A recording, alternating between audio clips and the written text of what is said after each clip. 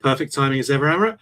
Good evening. Welcome to Friday night's podcast here on Four Lads Had a Dream.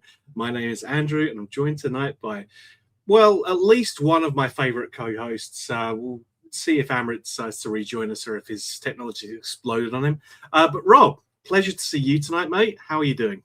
I'm good, mate. I'm good. Nice to see you and half of Amrit. I'm looking forward to having a wee chat, mate. Always nice to do these on a Friday night. There we go. Amrit, please, for the love of God, tell me you're back. You're here, right? Mate, can you hear me okay? Yes. Okay, good. Because what happened was the show started and I was listening to music when I was making my dinner and the phone connected to the Sonos automatically and I didn't even realise. So I was pressing buttons frantically trying to get it sorted. So we're sorted now. You're coming through the Sonos still because I've not been able to sort that. But this will just need to work tonight. Alrighty. Well, you know. This is like talking to my 70-year-old aunt trying to get her to work the telly. You're a highfalutin businessman, Amrit. How come you can't get your head in technology? Your 70-year-old aunt has probably got more hair than me, though, mate. Let's be honest. Oh, that was below the belt. Let's not go there. Probably more interesting than me as well. Let's be frank. Right. I'm obviously doing very well. Third hosting duties this week. We hope and I believe that Stevie will be back with us on Monday. But until then, sorry, folks, you're going to have to continue to put up with me. But nonetheless, at least it's, been a happy week to do this. So, Rob, I'm going to come to you first.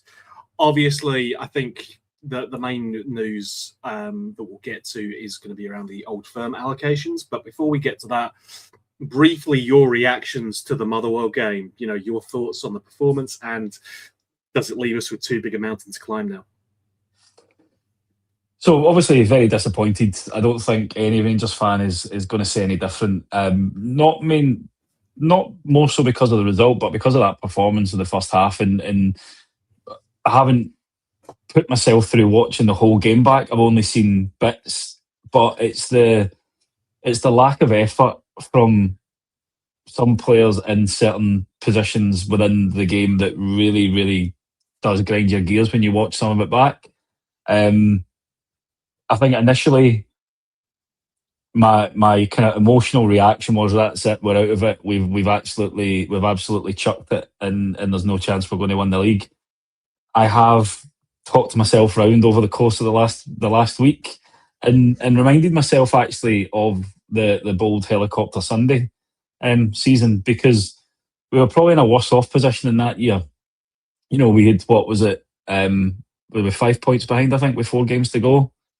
And we managed to win the league then. And what would top it all off beautifully this season, if it was something like a James Forrest or a Callum McGregor goal against Hearts that secured the title, coming to Ibrox after we beat Falkirk in the final day, having beaten Hearts, Celtic and Hibs in the run up to that. So while emotionally after the game, extremely disappointed, raging with the players and the performance that they put in that first half, disappointed that we didn't react enough and quickly enough to the change in shape, because I think we could all see in the stadium that we needed another man in midfield. But what a perfect game we've got on Monday to put ourselves right back in it by going to Tynecastle and beating them. And that's the only thing that we can focus on just now. It is literally that one game at a time, and everybody's got to play each other.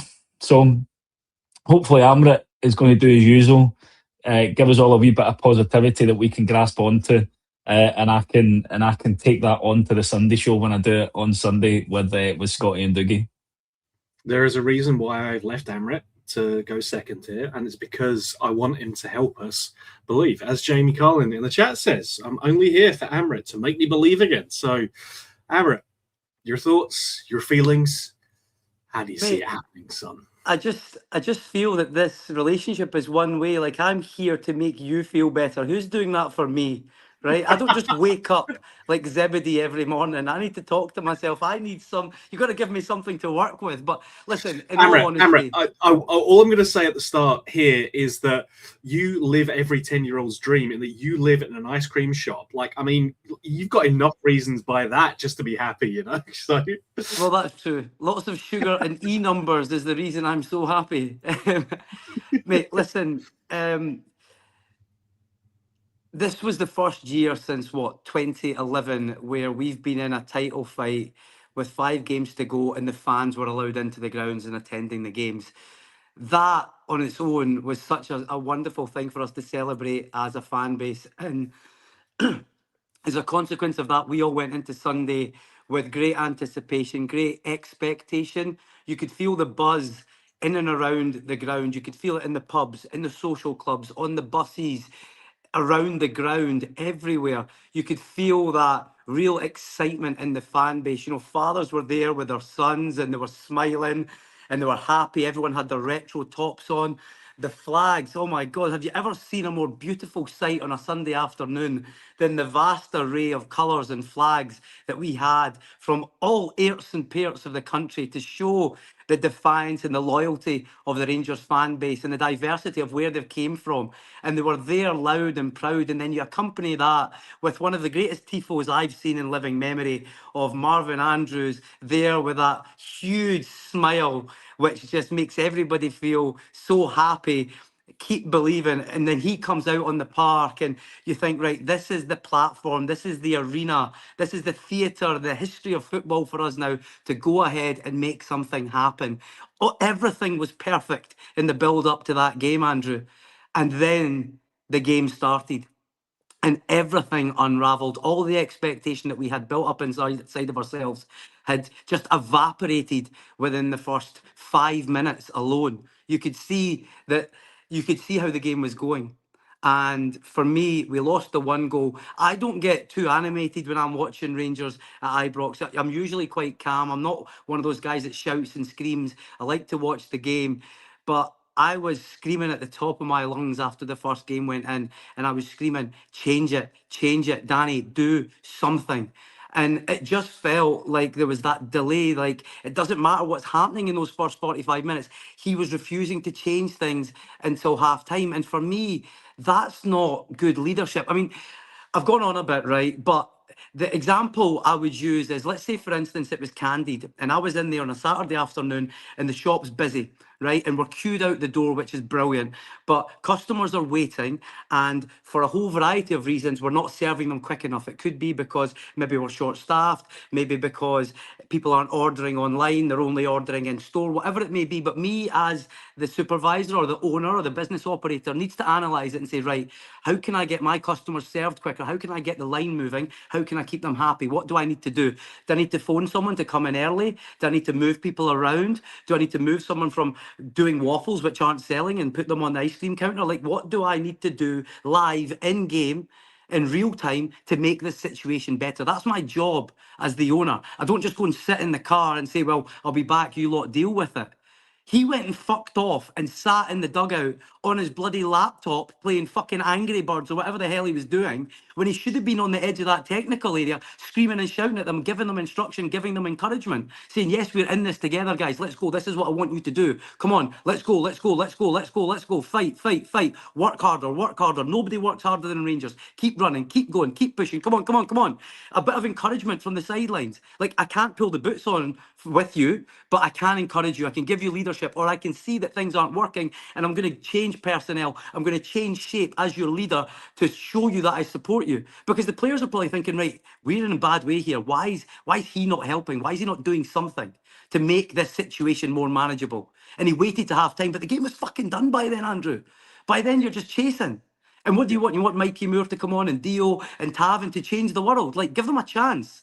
Meet us halfway. It should have been changed after 15, 20 minutes. That's brave leadership. That's strong leadership. And that's what it needed. And it didn't happen. Now, I'm not a Danny Rule basher by any stretch of the imagination. But in these moments, these are the small moments that are going to define his career as Rangers manager and are going to define our season.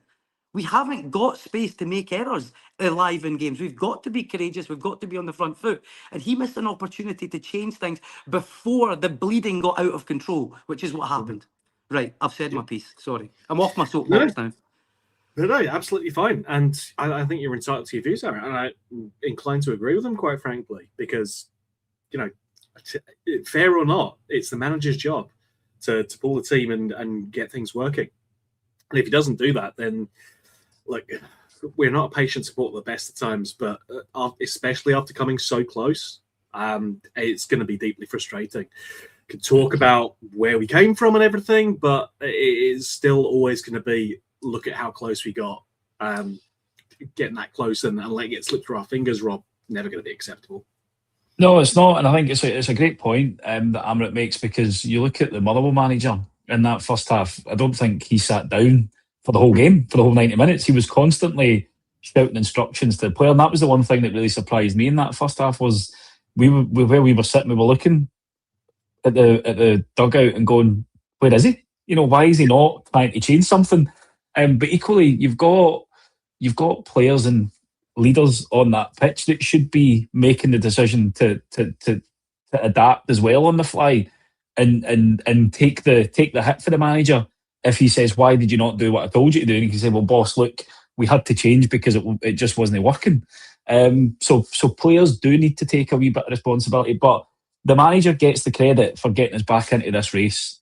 The manager also needs to take the criticism when he gets things wrong. And I think we've seen in games where substitutions and changes of shape have cost us, and he's got to be man enough to be able to take that criticism.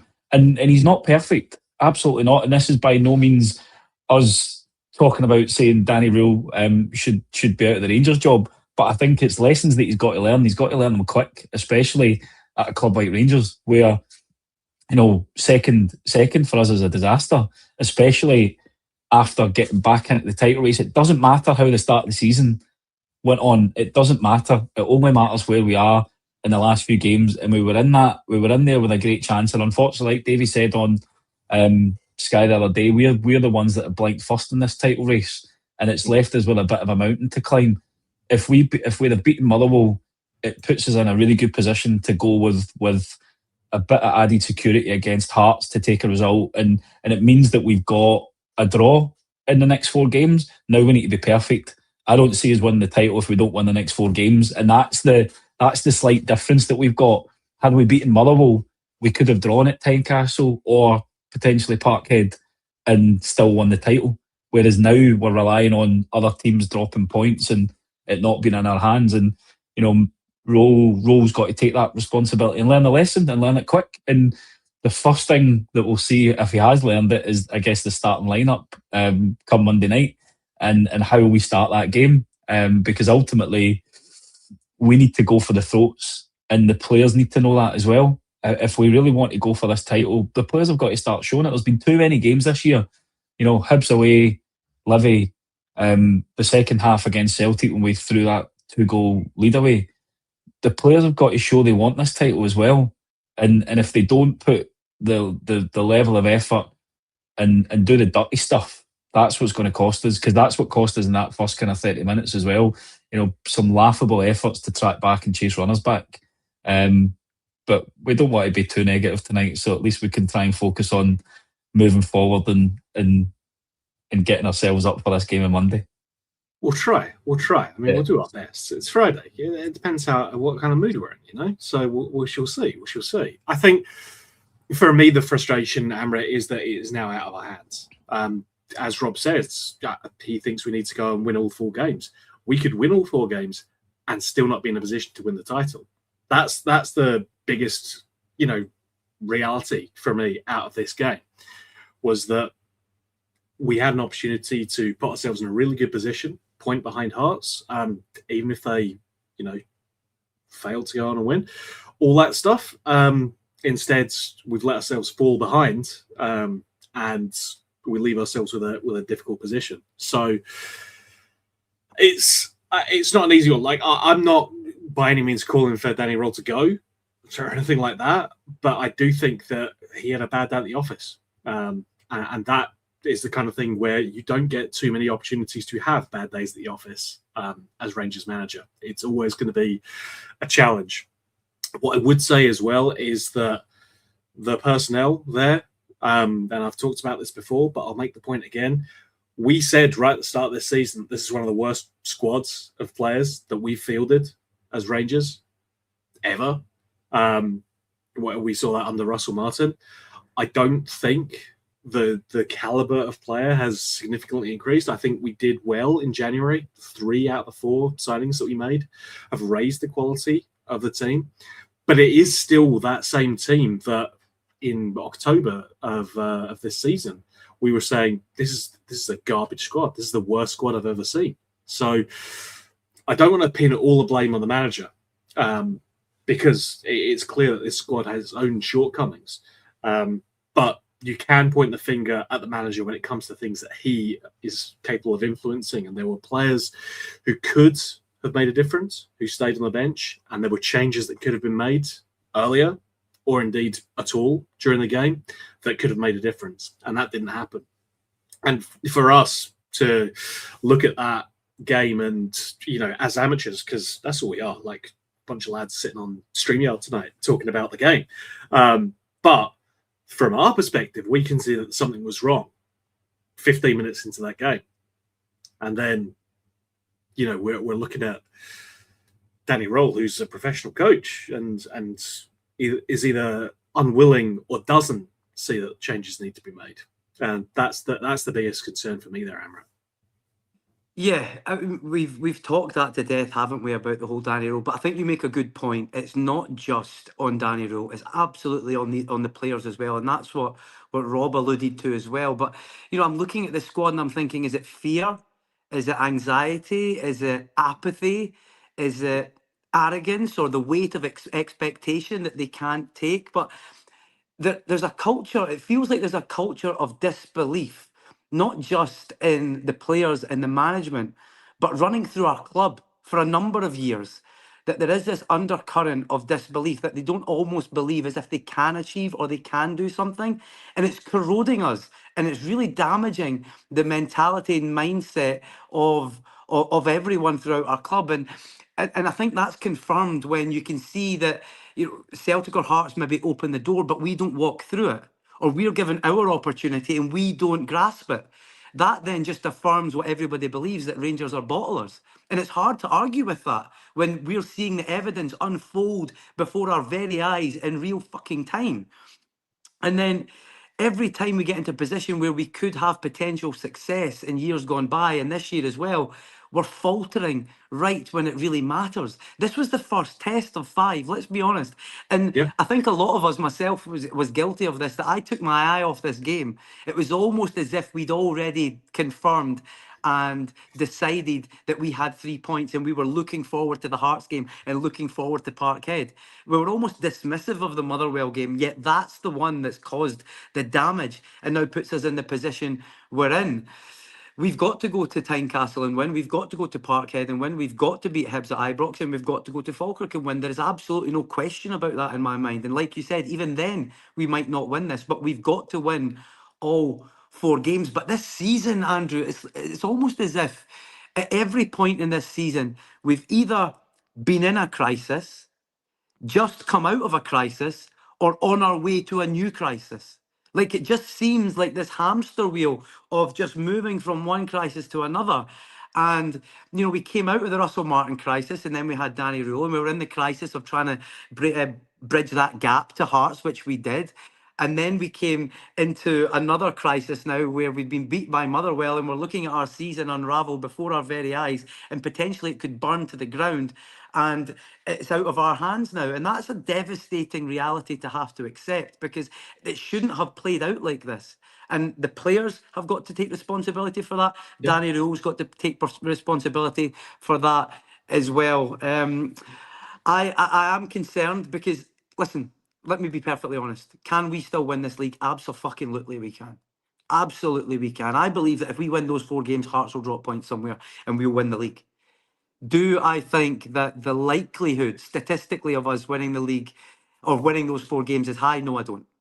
given what I've seen, given what I've experienced from this team, given what we've all seen, the likelihood of us winning those 4 games is really low. But that being said, we are the type of team, though, Andrew, that gets beat on Motherwell on a Sunday and goes to Tynecastle a week on Monday and rattles them 4-0. That's the type of team we are this season.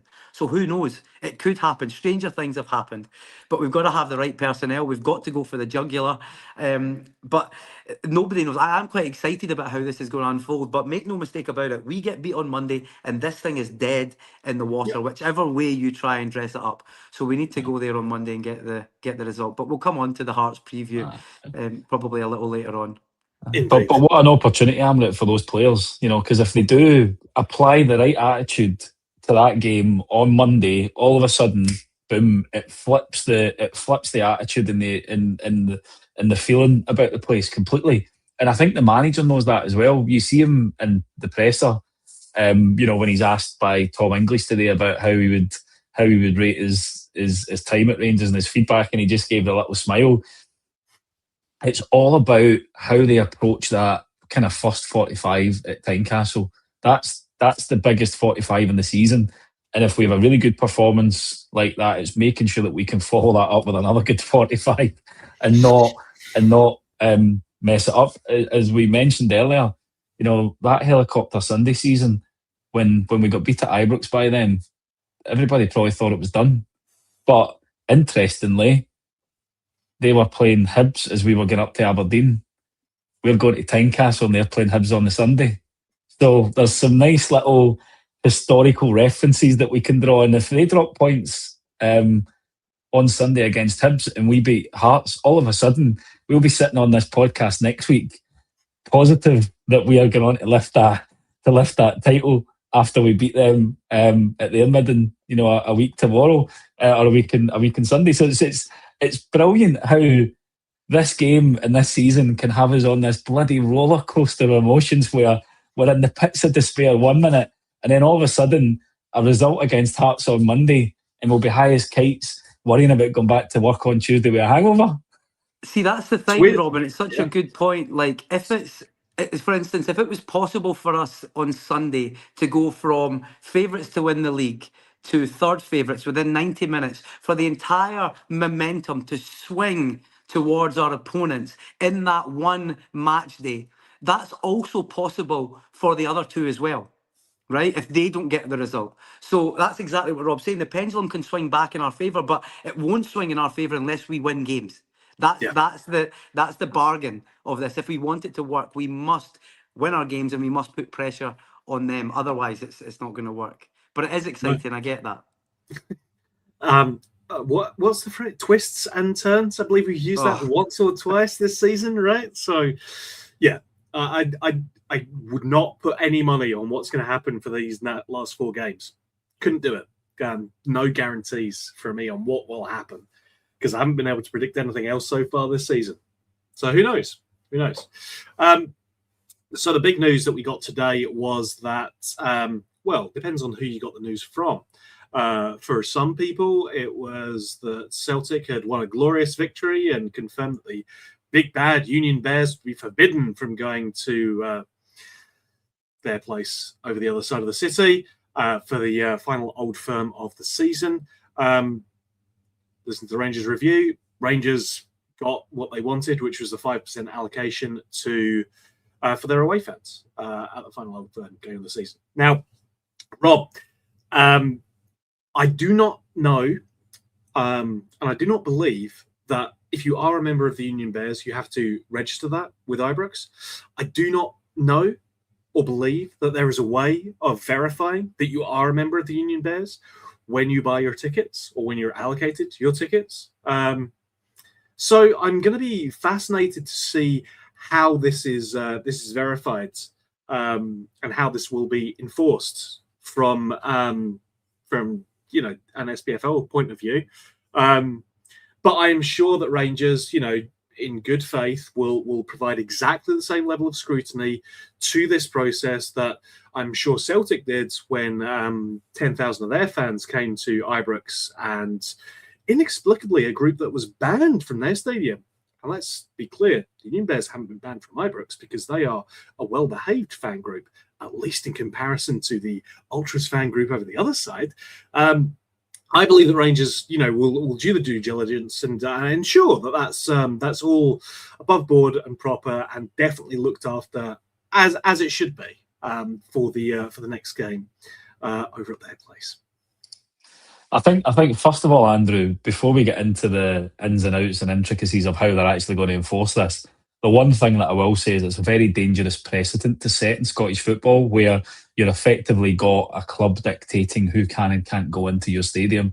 If that's going to be the case, it'd be really interesting to see how Celtic are going to stop the Green Brigade coming to Ibrox the next time there's an allocation, because you can imagine that is absolutely going to be one of the things that is going to be under the stipulation from us, because only reasonably, I would think, yeah, of course, we've been very accommodating to them. Of course, they would be equally as accommodating towards us, right?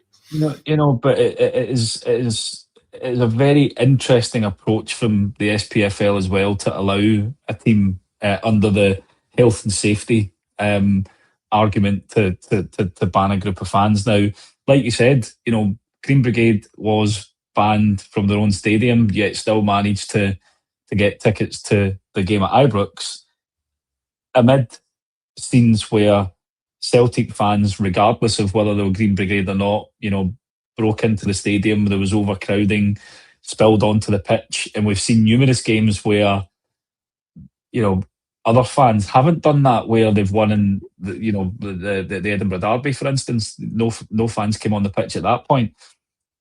Again, a lot of the problems at that game were also caused by Police Scotland and their inability to properly police that game. For me, it's just another example of officials not bothering to put up an argument against a certain club in this country. Will it affect any of those fans getting to the stadium? Absolutely not, because you're right, they don't have to declare they're a member of the Union Bears. And they will get their hands on tickets. How Celtic are going to, and the police and Rangers are going to be able to dictate who gets their hands on those tickets, it's beyond belief to me. The only good thing that's come of it is that we've got fans in the stadium, because ultimately I would anticipate the club, famous for wanting to uphold sporting integrity, didn't want any of our fans in that stadium for that last game, given how potentially crucial that's going to be. And that would have been the angle I can imagine that they were arguing. So at least we've managed to get the full allocation. How the hell they're going to police that, don't give any tickets to the UB, I've got no idea, because it's going to be nigh on impossible, unless there's going to be like a kind of flurry of lie detector tests in the perimeter of the stadium, where you're going to have to sit down and answer those questions. It's just ridiculous. Yeah, well, so, a personal opinion, and not any opinion endorsed by four lads, just to be clear. That's Robert Fawcett's personal opinion. Of course, all opinions expressed on this podcast are just our opinions. They're not representative of Stevie or his organization. I mean, Four Lads isn't even a company. Like, we're just a blog with a ambitions of being a podcast. Like, let's be clear. Yeah, I have no idea or conception of how they will attempt to enforce this, Amrit. I did note that the Blue Order have kind of sprung back up out of obscurity, so I'm wondering if they're going to have a surge of sign-ups this week and then inexplicably disappear again after the old vote. Who can say? Who can say? There's any number of ways that I think folk could be entirely truthful and avoid some kind of restrictions on where they're going. But fascinating to see the SPFL's approach to this one, mate. Yeah, I mean, I think as far as the UBs are concerned, Rob hit the nail on the head there. They'll find a way to get in. whenever I've been away with Rangers at home or away abroad, the UBs are always there in force. And if they can't get allocated tickets through, usual channels, through their own accounts or whatever else, they'll always get them because they have a huge web of contacts, because they've always got tickets. They're always giving them to people. So there's that reciprocity there between fans, that they know if they need some tickets, they can get them off supporters' buses or whoever else it may be. So they will be there. I have no doubt about that. And I'm looking forward to them being there as well, because they bring the energy, they bring the noise. I'm not saying that other fans don't sing. Of course we do. Of course we do. But they lead the choir, if you like, and they bring that energy and they bring that excitement and they lift the vibration of the place and they get it rocking. So it's important they're there. That's why Celtic don't want them there, because they know that the UBs being there is an extra man for Rangers. And if the fans are up for it, that's going to make their job difficult. This is purely because they were terrified at the prospect of playing Rangers, and they didn't want us going there and schooling them in their own backyard like we did in January. That's what this is, really. Rangers should use that as fuel. This team should use that as fuel. Danny Rose should be saying, look at what they've tried to contrive here to keep our fans out. That's how much they fear you guys. Do you realise that you're living rent-free in their brains right now, guys? They're terrified of playing you. So go and show them why they should be terrified and erupt into this game and school them and show them that this is our league and you're not going to take this cup away from us. Simple as that. So there's lots of positives that can come out of this, I believe. Yes, we've got the pandering to Celtic from the SPFL. We know that. That's not going to change. That's next year's problem and the year after that. But to deal with the here and now, the fact that the fans are in there is an absolute must. It's good news for us. Yes, there's hypocrisy there that you can see, blatant hypocrisy. You ban your own ultras, the Green Brigade, from your own stadium, yet you facilitate tickets for them for every other ground in Scotland. I mean, it's just farcical. It's so ridiculous that, if you didn't know the context around this, you wouldn't believe that it could possibly be true, because it's just so ridiculous. But listen, it is what it is. We'll be there in full singing voice, fine fettle, and cheering our team on to what will be victory. What number final will that be, Rob? Is that like final 5 of final? The final of It'll the be final the final of the finals, final before the quarter final, but after the final. We can't start using the word semi on this as well. Like, this is already a podcast that invented the staunch stoner. Like, I'm not bringing that nomenclature into this as well. We could also have the Red Bull Rager. There we go. That's trying to run a respectable show over here. Honestly, you boys. Yeah. So let's not get started in the Alsatian. Absolutely not. Absolutely not. It's a farcical By the way, situation. just to throw something else into the mix as well there, I just noticed that Willie Collum spoke out. I don't know if you saw that, about the potential penalty to Gassama. So basically, the rule now is it's about the point of contact. It doesn't matter where his foot is. So because his upper calf was outside the box, the referee was right not to give a penalty. It doesn't matter that his foot was on the line.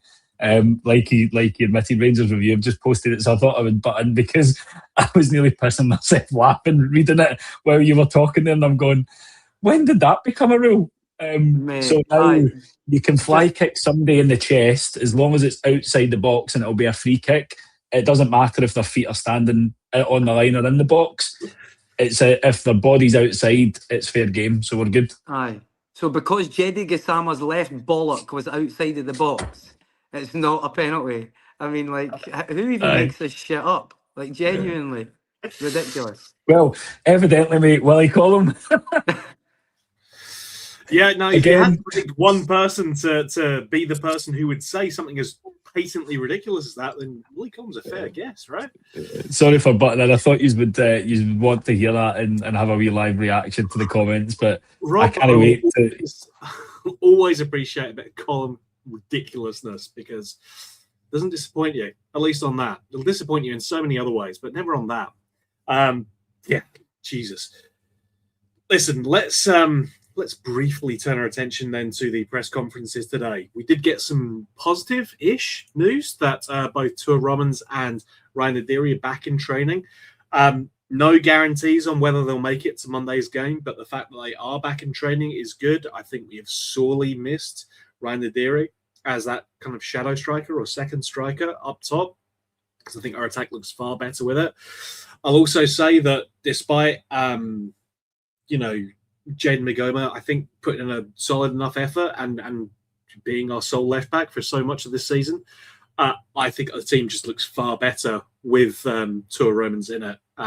We look much more effective on that left-hand side. I think Mikey Moore looks better with Tua Romans backing him up as well. Both, I think, players who would be really important for us if we can get them back, even if it's just for these next 2 games. Not wanting, obviously, to discount any of these games, because all 4 are equally important right now, and none of these games we can take for granted. But certainly, I think psychologically, if we can get the result against Hearts this Bank Holiday Monday, I think that's going to be massive. And having those 2 back available, Amrit, I think is going to be huge for us, definitely. Yeah, two Romans is a huge plus. No disrespect to Jaden Magoma, he's played 40 odd games this season for us. Yeah. He's Far never more been injured. I think he should have. Far more than he should have, I think. He's done well. He's never been injured. Always reliable, young lad. Tries his absolute damnedest for the team. But I think when you see Romans, there's such a disparity in the quality between the two that it's so stark when you see what Romans does and the effect he has. You made the point, him and Mikey Moore link up really, really well. Mikey Moore can come inside a wee bit sometimes, and then Romans runs beyond. They interchange. It works really, really well on that left-hand side. Romans is just as good going forward as he is as defending. I think he will encourage the rest of the players to bring up their level because he's got a great engine on him, great energy, a big lift for that back four because they need it, because at the back we shipped that many goals in the last 3 games. We need to solid things up at the back. So I think that's really, really important. Nadiri as well, we've spoke at length about the impact that he can have off the ball. Yes, he's a striker. We said he doesn't score a lot of goals, but when he plays in that 10 role, linking the midfield and the front line, in the press, he's so effective that we just look so much better. Our organisation with Nadiri there is on that front line is just so much more effective. And you could see the gaps in our press when Nadiri wasn't there on Sunday. And it was almost like schoolboys. They didn't know where they were going. They didn't know where they should be and when they should be there. When Nadiri's there, that doesn't happen for me. So I'm really looking forward to the big man coming back into the team. And hopefully having both of them returning gives everybody a lift. The one thing I would say was Danny Rule was quite cryptic about whether or not they would start or available. It was a bit of a gamble, and I get that. But for me, if you know you're only getting 45 minutes out of both of these guys, make sure it's the first 45. Yeah. Do not lose the fucking game and let it run away from you. Then bring them on like they're going to save the fucking day in the last 45 and we're chasing a game. Why don't we play them from the start, get a lead, and then take them off? At least we've got something to protect at that point rather than chasing. That's what I would say. I'd love to see Danny Rule start with his strongest 11, despite their fitness level. Start with them from the start. And if you need to move things around later on, then do that.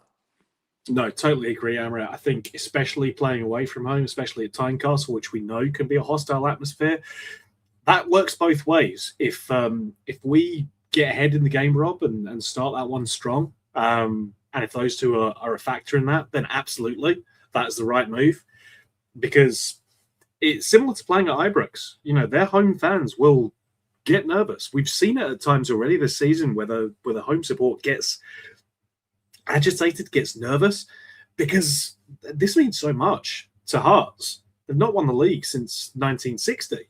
It's huge for them. The weight of history, the weight of pressure sits on them, and they will get nervous. And if Rangers start bossing the game, then it asks major questions. And I really hope that we can get some input from these two.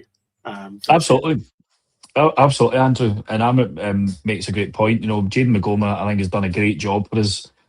The age that he is, the amount of game time that he's had. But Romans, you can see, is just a class above. He's a much more solid defender.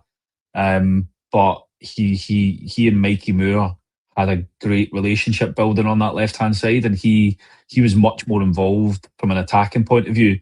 I think the thing for me is that he seems to be a player that's happy to play through injury. We've seen that. I think it was his left eye strapped up not long after he joined. He just recovered, so he's willing to push himself. We've seen Mikey Moore, come on when he's had knocks. So I think the argument that some of these players are shite bags and don't want to play through injury doesn't fit with me, because I think there are really good examples of where they've pushed themselves. I'm like Amrit. If they're fit enough to sit on the bench, get them on for the first 45. If that's all they're going to last, you want to build a head of steam up in the game. And if you can flip the script and we can go 2 up instead of 2 behind, then it immediately changes how Hearts are going to have to approach things. You can then make substitutions and change shape and hopefully see out the game. But for me, we cannot afford to start the game like we did against Motherwell, like we did against Falkirk, because Hearts, I think, have been top of the league for 99% of the games this season. Their tail is up. Different pressure when you're going into the last kind of 4 or 5 games, leading it, and never really been in that position before. So if we can apply pressure, then that's what happened in the Helicopter Sunday season. That's what McLeish said. All I said to the team was we cannot give up on this title. All we can do is win our games, put the pressure on the other teams, and hope that some of them falter. And they did. And that's the exact same thing that we've got to do now. We go to Hearts on Monday. The only thing that we can control is winning that game. Regardless of how Celtic get on at Hibs, etc., we just need to focus on what we can do and how we can control our games. And the players have got to understand that there is 4 games left for them to write themselves into the history of Rangers, especially when we consider how bad a team and the recruitment has been in the summer. Imagine Tello Asgard walking away with a league winners medal from his time at Rangers in his first season. You'd look at the table at this, kind of the end of September, October, and go, how the hell did we pull that off? And I know people are talking about Helicopter Sundays decades ago. It is, but why would we not want to believe that it can be replicated? Ultimately, we're Rangers fans. We all want the same thing, our team to pick up a trophy. If we don't have a bit of positivity and we don't believe we can do it, let's not bother turning up at Tynecastle. Let's not bother turning up at Parkhead. Don't fill the stands the last home game at Hibs and let the season peter out. You've got to have a wee bit of hope, and that's the thing that I'm holding out to. Do I think that we can win the league? Absolutely. Do I believe we will? I'm on the fence because it's just all about this next game. If we beat Hearts, I'll be full on. Absolutely, we are going to do this again. If we draw, it's going to be a devastation, and I'll be not on the podcast to the following Sunday, which is good. So I'll at least be able to compose myself. Have a full week to try and get yourself back in an even keel, Rob. Listen, folks, we are never going to come onto this podcast and just be doom and gloom because, frankly, at least from my own perspective, I can't really live like that. My own life has got its own depressing moments already. Bad enough. Like, my football team is always going to bring me sadness, but it brings me joy as well. And frankly, if you're not prepared for the rain, then you don't deserve the rainbows, or something to that effect. It's all about finding the joy and the optimism, because hey, until it's done, this isn't over until it's over, and I'm going to keep believing. But we shall see how things go. I want to thank my 2 lovely, wonderful co-hosts for everything they've done tonight. Amrit, you were there. Rob, you kindly volunteered at the last minute as well, so I'm grateful to you as well. But Amrit, first of all, my friend, always appreciate you coming on, and it's been a little bit swearier. That's okay. I'm relaxed about it, but always appreciate your enthusiasm, and I'm always grateful to have you on, mate. So thank you so much for that. Thank you, mate. Pleasure to come on a Friday night and talk about my favourite subject with 2 of my pals.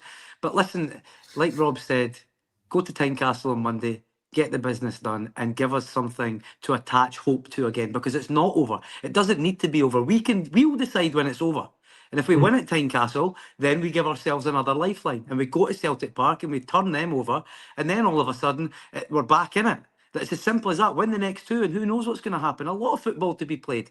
There's more twists and turns in this story. There's still lots that can happen, but we need to make sure we go to Tynecastle and get the job done. It's as simple as that. And the players need to recognise just how critical and important this game is on Monday. There can be no passengers.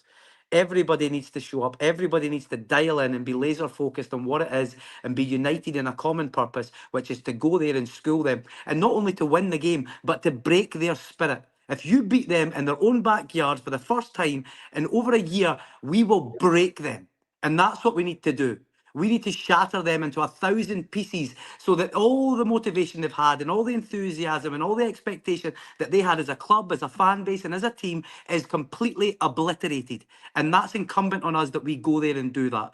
And we've got 11 men on the park that need to go there and stamp their approval on that game and really take it to Hearts on the front foot from the first whistle, right in amongst them, right into them, get right into them and get the job done. Let's go, Rangers. Come on. See, this is why we have Amrit on, Rob. It's because you're always going to get that little bit of just spark. It's great. Gives you it's like giving your brain a warm bath. It's wonderful. It is, Rob, but it's true, mate. Because you go there and we batter them, then they've got the potential to crumble. Because it's like they'll be expecting to turn us over at Tynecastle. There is no doubt.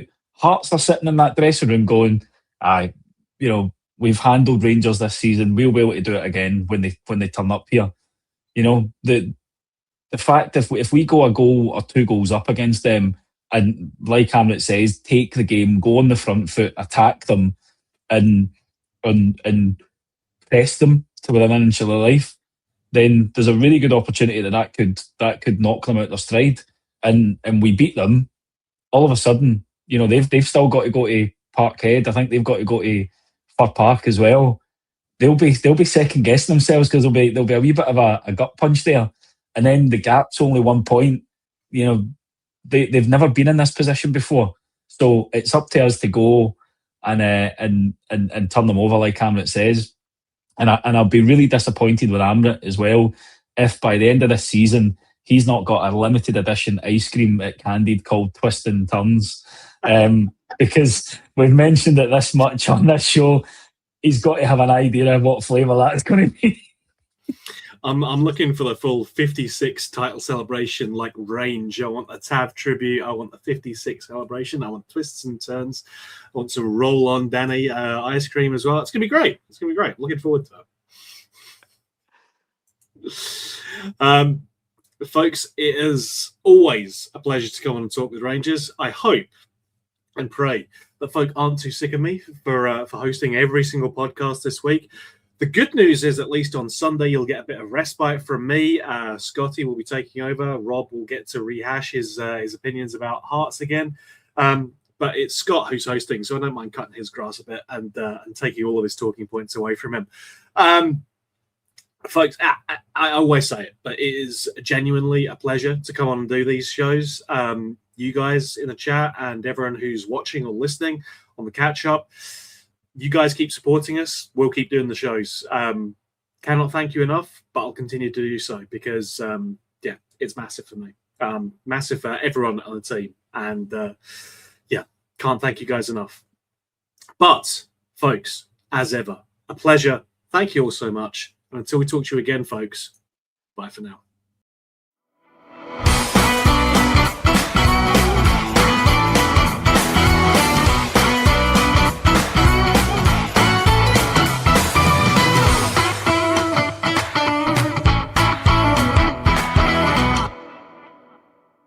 The Four Lads podcast is sponsored by Rhino Express, Clydeview Joinery, Athol Industrial Solutions Limited, and CSD Air Conditioning, in partnership with Black Rooster and Art of Gold. Thank you for listening to or watching the podcast. We hope you enjoyed the show.